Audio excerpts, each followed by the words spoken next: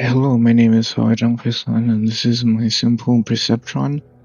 So the purpose of this project was to create a Perceptron from scratch in Python without any machine learning libraries. So on screen I'll put two demos with inputs that work and another one with inputs that don't work, and I'll explain later on why some inputs don't work. So this is how inputs are handled. So users will enter a learning rate, which is how fast the bias and weights will change in the Perceptron. They'll enter the number of inputs, and then later on they'll enter the number of training cycles or epochs. And then once they enter their raw data, each set of training data will be split when the program sees a comma, and then all the numbers will be turned into floats, and it'll be separated into inputs and expected values, and then later on they will be joined into the training data table. And also inputs is a NumPy array, which would be useful later on. So the way that the format works is that the last digit will be the expected value, and then all previous digits will be the inputs. So make sure that you're not confused by that. This is a Perceptron class. So whenever we set the variable p to be a Perceptron, the init function automatically runs. So it initializes the weight, the bias, and the learning rate. The learning rate is what the user entered, and the weights are a random number between -1 and 1. So let's talk about the feed function. So when the Perceptron is trained, it gets inputs and expected values, which are put into the training function, and the training function will feed the input values into the feed function.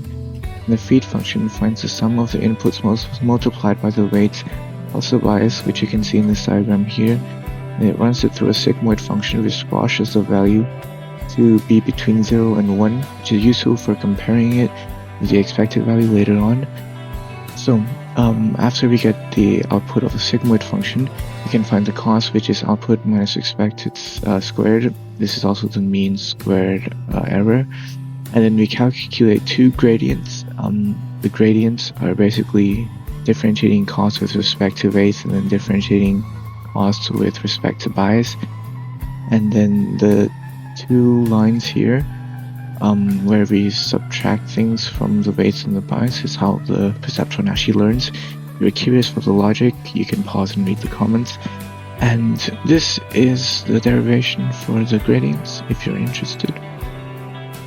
And next is the graphing. So in order to graph, we have a cost table, and then each time we train it, we calculate a total cost, and the cost table is appended with total cost divided by the number of training samples, which is the average cost. And when we plot it, we are plotting cost against its index, and its index is the epoch. And then, as I've talked about, some inputs don't work. So if the inputs are non-linear, they wouldn't work, and if only a specific combination can result in a specific expected value, then it also wouldn't work. So thank you for listening, and if you're curious about the code, or you want to read the comments, or you want to look at the markdown file, then please go to this GitHub page.